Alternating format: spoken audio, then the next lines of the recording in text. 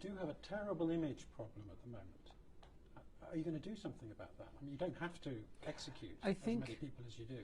Well, on this issue we have a fundamental difference. In your country you do not execute people, we respect it. In our country the death penalty is a part of our laws, and you have to respect this, as it is the law, part of the law in the United States and other countries. Now that Saudi Arabia stepped up and taken decisive action in Yemen, in supporting the Syrian opposition, in standing up to Iran, people are saying, why are the Saudis doing this? It's reckless. It's one of those positions where it's damn if we do, damn if we don't. Make up your mind. Do you want us to lead, or do you want us to support? And if you want us to support, who's going to lead? The Iranian government itself alleged that we bombed their embassy in Sana'a, and it turns out to be false. But are you saying you haven't killed civilians from the air? Look, the Houthis have been bombing a lot of people from the ground indiscriminately. The Houthis have been using child soldiers, and I don't hear you complaining about this or any of your colleagues. We have no interest in trying to harm civilians. Iran's record has been one of war and destruction, terrorism, assassination, destabilization, interference in the affairs of other countries. And the concern that most countries in the world have is that Iran not use these funds in order to fund these destabilizing activities, and instead use those funds in order to improve the standard of living of accusing the Iran for everything, I think that is not necessary, and also is not beneficial for the both countries. I think that when we say that Al-Qaeda has relation with Iran is completely a joke. We do not forget, and everybody do not forget, that bin Laden is a Saudi citizen and has a strong political and economic relations with inside of the Saudi. I think that everybody does not forget that from the 19 people that committed the 11th of September, 15 people of that 19 was the Saudi citizens. So it seems that, and also now in this room, I think that many people also knows that which country or which countries has supported the Daesh for many years. Just I would like to mention that the things that Minister mentioned here is completely against and opposite to the policy of the European Union leaders and even United States that does have relations with Iran regarding especially the recent cases of the nuclear negotiation. And also there's some kind of the relations that also Iran has with other regional countries shows that Iran also has some kind of the logical policy. Inviting Iran to present in the coalitions that for the things that for the solving the problem in Syria shows that Iran is a main partner for the solving the problem in the Syria. That's all. Now on the third issue, the Honorable Consul General from Iran, I didn't say anything that was not based in fact. Doesn't the Iranian constitution say export the revolution? Doesn't the constitution say take care of the Shia, the dispossessed, as you call them? Didn't Iran create Hezbollah? Didn't Iran attack more than a dozen embassies inside Iran in violation of all international laws? We didn't attack them. Iran did.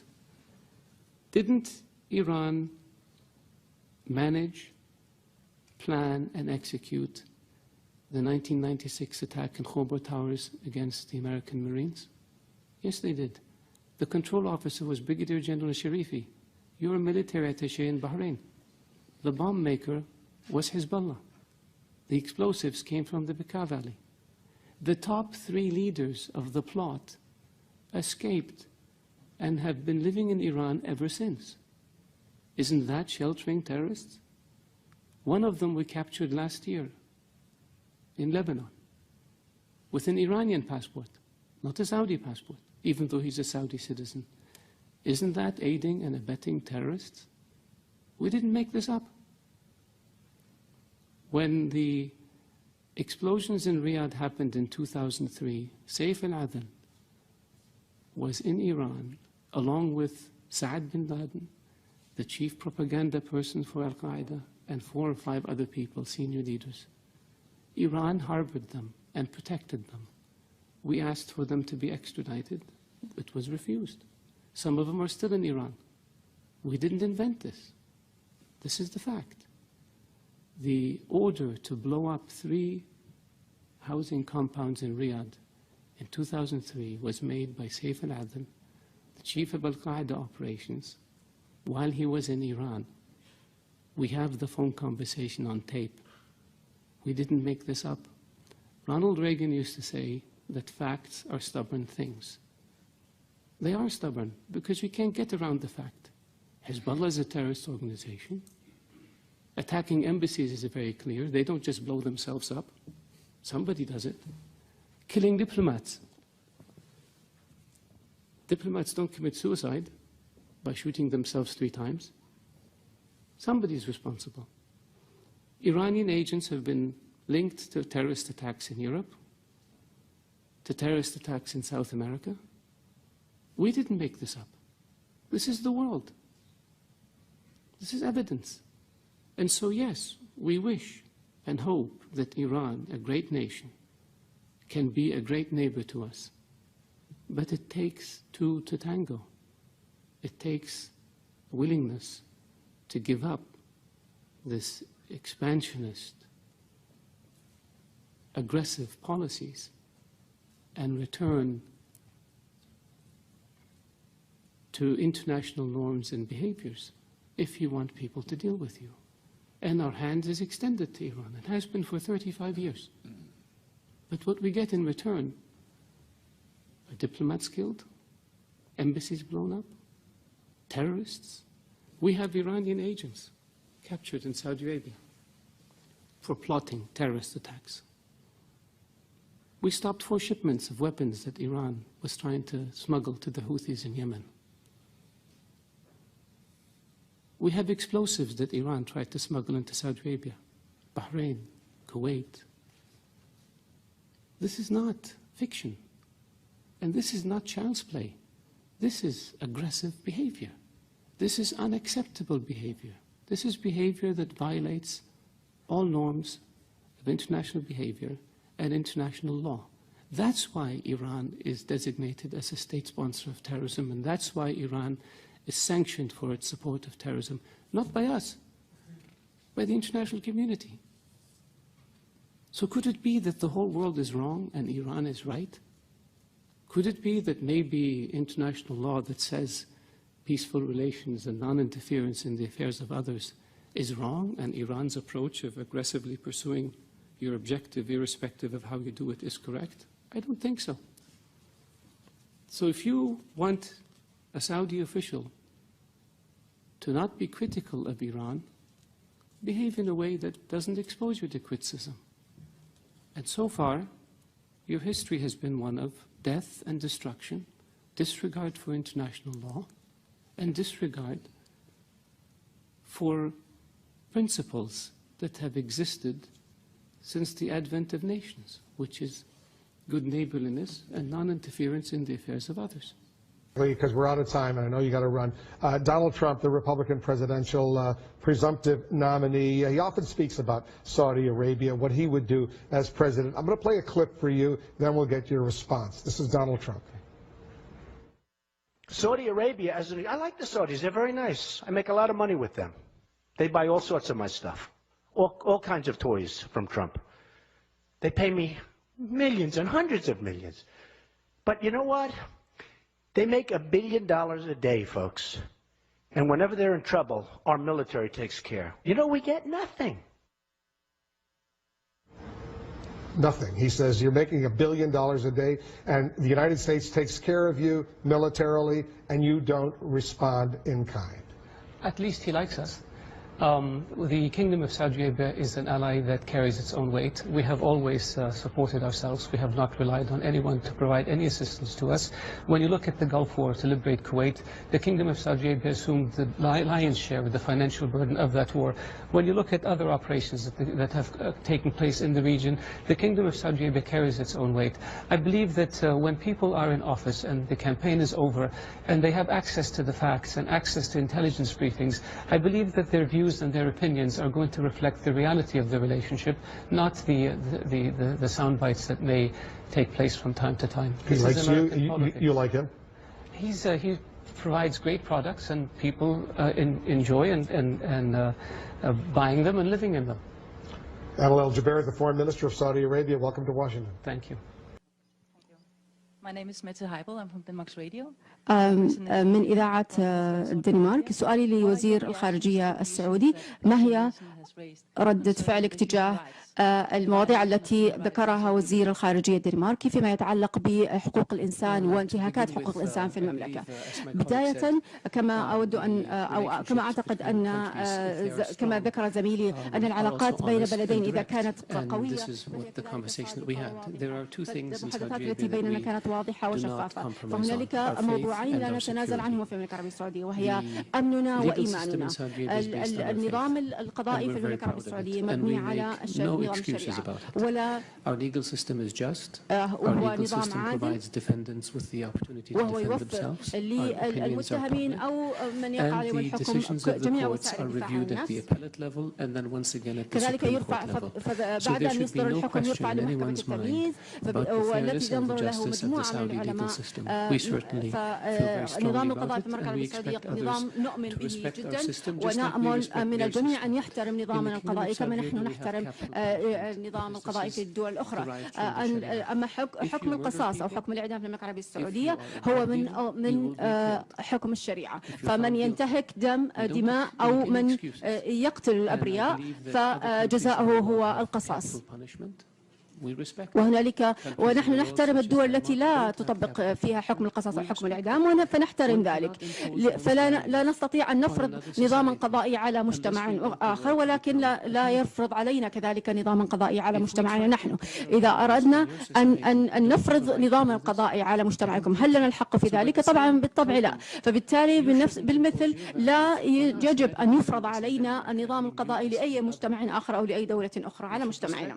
يجب علينا أن نحترم بعضنا البعض وأن نثق ببعضنا البعض وأن لا ننتقد البعض ولا أن نفرض على بعضنا البعض القيم لكل جانب، وإلا أصبحنا في الغاب، قانون الغاب. بالنسبة لموضوع حقوق الإنسان فإنني أختلف معكم في موضوع حقوق الإنسان. فالكثيرين ينتقدون المملكة العربية السعودية في أنها تنتهك حقوق الإنسان، في أن نظامها القضائي غير عادل. نختلف معكم في ذلك. يتهموننا أحيانا أو بعض المنظمات الإنسانية تتهمنا أحيانا بأننا نمنع أو نحظر على الناس التعبير عن آرائهم. لدينا قوانين تحكم ذلك، ولا لدينا أسباب تدفعنا إلى توجيه أو تقنين أو طريقة التعبير عن الآراء. فأي موضوع يتم طرحه مثل هذه القضايا لا نغفل عنه أو نتقبل طرح مثل هذه المواضيع معنا. فهي أمور نتوقعها من أصدقائنا أن يشيروا أو يلفتوا الانتباه إلى هذه المواضيع التي يتناولها الرأي العام، وهي كذلك الأسس التي تبني عليها الصداقات بين الدول أو الصداقات الوطيدة أو العلاقات الوطيدة. قد نختلف مع بعضنا البعض في بعض الأمور وقد نتفق في بعض الأمور، ولكن الأهم من ذلك هو أن نتفق على احترام بعضنا البعض، أن نكون بشفافية، أن نكون صادقين مع بعضنا. وشكرا لكم. Isn't, and I'm quoting here from an article in Atlantic by a friend which you're almost certainly familiar with, the reality is that the Islamic State is Islamic, very Islamic. Yes, it has attracted psychopaths and adventure seekers drawn largely from the disaffected populations of the Middle East and Europe, but the religion preached by its most ardent followers derives from coherent and even learned interpretations of Islam. And the article obviously goes on to advise us to base our strategy on countering Daesh with that understanding at its heart, and I invite you to comment on that. Every religion has perverts and psychopaths who try to hijack it. ISIS is as much Islamic as the KKK is Christian. Don't they have a cross? Don't they do everything in the name of religion and Christ? Don't they believe that Christ compels them to lynch and kill people of African descent? Can one really say that the KKK is a Christian organization? There are other groups that one can point to. There are other massacres that were committed in the name of keeping certain countries or regions clear of non-Christians. There are people like this also in the Jewish faith. that have nothing to do with Judaism. There are people like this in the Hindu faith that have nothing to do with Hinduism. For anyone to argue that Daesh is Islamic is preposterous. In the Islamic faith, the Quran reveals that you have your faith and I have my faith. And you're free to practice your faith and I'm free to practice mine. What greater sign of tolerance and acceptance do you have than this? In the Islamic faith it says, he who kills an innocent soul is as if he has killed all of humanity. And he who saves an innocent soul is as if he saved all of humanity. What better example of compassion and mercy do you have than this? So if you look at what Daesh says and you say it's in the scriptures, doesn't the Old Testament say an eye for an eye and a tooth for a tooth? If somebody does it today, would you say they were Christian or they were Jewish? So I caution people, because it seems to have become almost novel. Not novel, it's become the flavor of the day to try to read things into Daesh or into Islam that are not there. The Islamic religion and Islamic civilization was the civilization that preserved the history of Greek and Rome and passed it on to the West. Western civilization would not exist without the Islamic Arab civilization. The Islamic civilization and the Islamic Arab civilization was the civilization that connected China with Europe. So it was global. The point I made early on about being an intermediate civilization, this is what I mean. So if Islam was intolerant and Daesh represented Islam, would Islam have preserved Aristotle and Socrates and passed it on to the West? Would Islam have connected Eastern civilization with Western civilization? Of course not. So I urge you, all of you, to be careful when it comes to making generalizations or to accepting generalizations that have no basis in fact. Thank you. Thank you. Anyone else? Thank you, sir, for a very interesting speech. My name is Magdi Abdelhadi, and I'm a member of Chatham House. You say Saudi Arabia is a much older monarchy than we think, 300 years, I think you said. Why is it taking the kingdom so long to appoint a foreign minister who is not a member of the royal family? Because I believe you are the first. So, and correct me if I'm wrong. I don't think there were foreign ministers in any country 300 years ago. Thank you.